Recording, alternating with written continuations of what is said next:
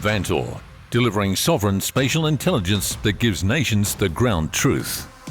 Hello and welcome back. I've had a break of about 3 weeks and I'm going to touch on one aspect of that in a moment. I won't do a complete travel log, but one part of the experience I thought relates very much to national security. But before then, just a couple of big picture summary items. I note that the Strait of Hormuz is still shut. There seems to be no end in sight to that dispute. It's pretty clear to me that Iran is digging in its heels and really won't give much ground to the US at all. Iran is a resilient country run by autocrats who have a monopoly on state power. Therefore, they can quell internal dissent. The economy appears to be, quite robust. It's in poor shape. Living conditions are pretty miserable, but people are surviving. So that will go on because, as far as I can tell, the Iranian hardliners simply do not feel like giving Donald Trump and the Americans a win, and they will keep the Strait of Hormuz shut for as long as it takes for them to get concessions from the United States. So this still has quite a long way to go, I think, and again, I remind people our government was an enthusiastic supporter of the American and Israeli attacks on the 28th of February. So I hope in the meantime they've had a chance to reflect on their warmongering attitude. What else? Ukraine. That continues. Russia continues to rain ballistic missiles down on largely defenseless Ukrainian cities because they've run out of missiles. And the chances of getting any more from the United States are minimal because, again, the United States has churned through so much through this idiotic Strait of Hormuz exercise. At the same time, Ukraine has been able to use some of their long-range drones and missiles to really continue to hit Russian oil infrastructure hard, and the Russian economy is suffering. But again, same deal. That country is run by an autocrat. The economy is continuing to tick along. Casualties on the front are mounting. They're still running at about 1,000 dead per week. But you can be sure that Vladimir Putin and his cronies could not care less. What else? Israel looks like it's continuing the destruction of Gaza and probably a chunk of southern Lebanon into the bargain, as the world just watches on and twiddles its collective thumbs. Okay, well, to my trip and the part of it that I think is relevant, I think I mentioned at the conclusion of my last podcast that I was going to go to Chiang Mai in Thailand, Luang Prabang in Laos, and then Kunming in southern China. And I have to explain that, China always interests me, and Kunming sounds like an interesting city, as proved to be the case. But for me, the main attraction was when I was doing a bit of research and realized that there is now a high-speed rail link between Luang Prabang and Kunming. Now, I'm very interested in railways, not just for the pleasure of travelling on them, but also if I put on a sort of, a journalist's national security hat, they're a pretty important thing that you have at times of conflict where you can move enormous amounts of stuff, people and material, quite quickly.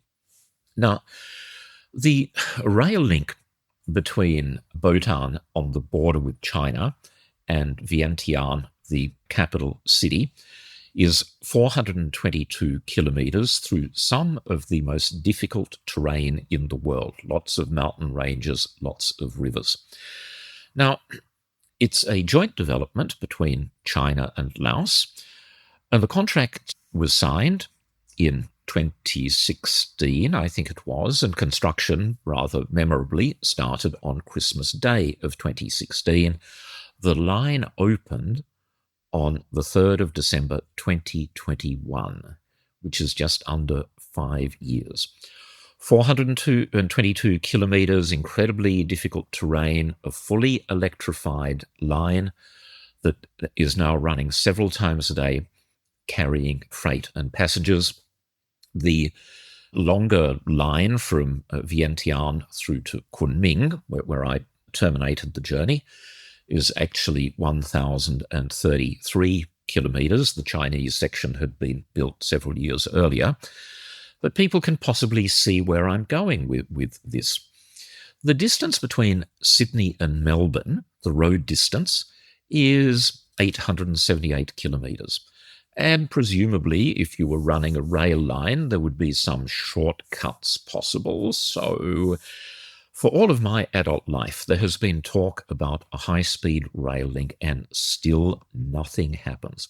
Yet Laos, one of the poorest countries in the world, managed it, admittedly financed by China, and with Chinese construction companies doing most of the work, in such a short period of time, less than 5 years. And again, in extremely difficult terrain. In fact, the terrain is so difficult that about 60% of that 422 kilometres is tunnel. Now, Australia, by comparison, is a continent that could hardly be better suited for rail because it's so flat, and in the south particularly has relatively few rivers. Now, here, we have just cancelled the inland rail link on which $14.5 billion has been spent. Now, even though I'm an enthusiast for rail, I wasn't a huge fan of how the inland rail link was handled, because in its case, I was amazed that work started on the project without anyone knowing exactly where it would terminate at either end in Melbourne and Brisbane, respectively.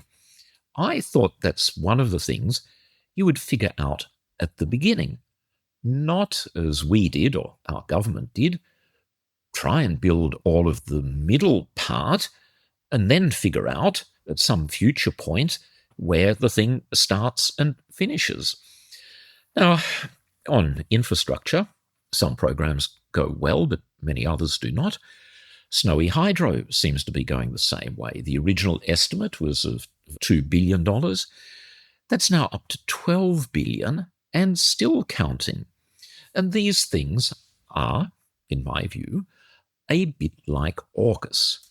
Governments start them, but then appear to have no idea about how to get off when they realise that things are starting to go adrift. AUKUS has so far cost you and me, the Australian taxpayers, $9 billion, and we are years away from getting a single submarine, if indeed we get one at all. But the tactics of the government, and especially the defence bureaucracy, have been clear from the beginning, and that is to throw so much money at this undertaking that it is impossible to cancel. And, you know, I think they have succeeded. I just don't see the political will, certainly not on the part of Labor, and I know that some members in the coalition are beginning to have their doubts.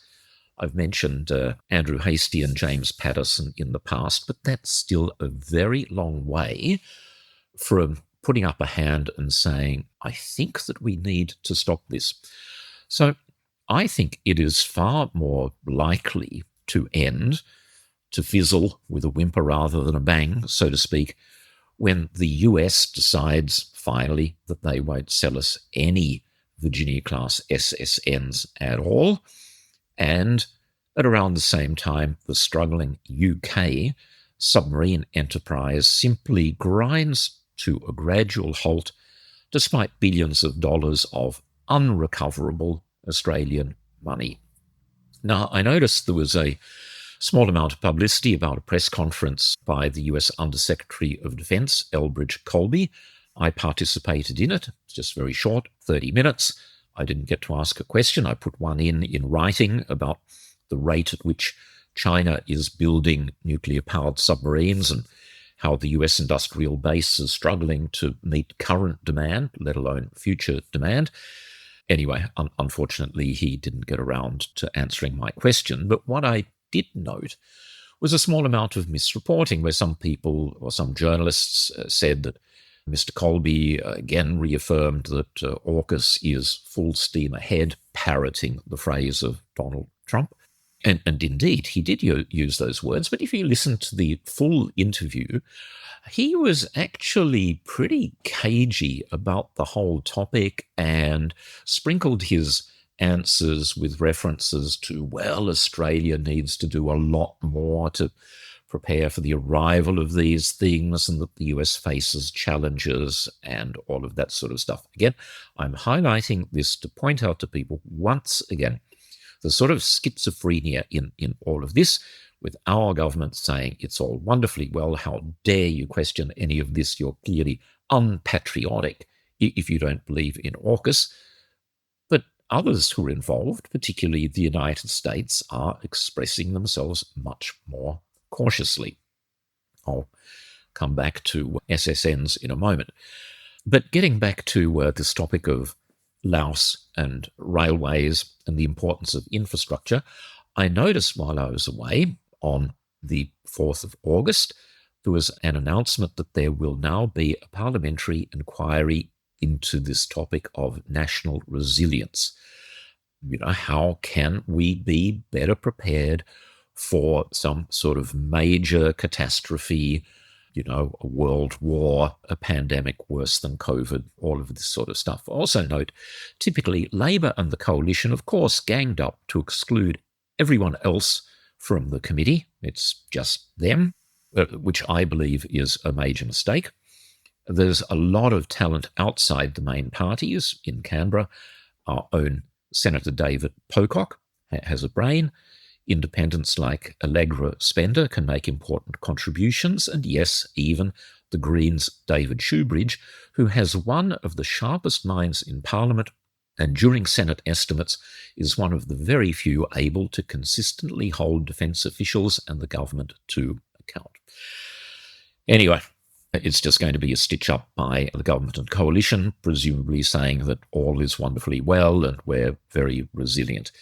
If we want to become a lot more resilient quickly, we would electrify the Sydney-Melbourne rail link, and we'd also be introducing charging infrastructure for electric trucks.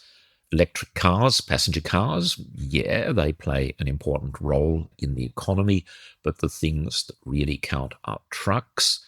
Now in China, 23% of new trucks being sold there are electric vehicles. These things, by most metrics, outperform trucks running on diesel, but in a pattern similar to electric vehicles, it's a higher upfront cost buying them, and also you need the charging infrastructure. If the government is truly interested in resilience and preparing for the next conflict, get a move on with it. Electrify the truck fleet. Now, while I was away, there was quite a bit of weirdness happening, again, with SSNs, and a quite remarkable thing that I read, I think in Chiang Mai or Luang Prabang, Defence Industry Minister Patrick Conroy coming out and saying that the US Submarine Rotation Force West, this deployment of Virginia-class submarines, was just a 5-year deal and it would end in 2032. Now, a lot of people immediately reacted to that, and I see, of course, that the government and Conroy and Defence Minister Richard Marles have sort of muddied the waters and walked that back, and it's now this sort of, as we all expected, some sort of open-ended deployment where it will be the USN that decides how long it wants to remain there. But what was all of that about? Why did Pat Conroy come out and surprise, in some cases shock people, by saying that the Americans would only be here for such a short period of time before being shown the door? And why is it that we're spending $7 or $8 billion worth of improvements to HMAS Stirling for the US to use if it's only for such a short period of time? My own best guess, and it's not entirely a guess, there's some evidence for this, I can't go into it all, but with some senior defence people, they are getting a little nervous about the ability of the US industrial base to rise to the challenge. And I see this as kind of a sort of a threat to the United States, as in, you'd better sell us these Virginia-class submarines or you might not get your base at HMAS Stirling.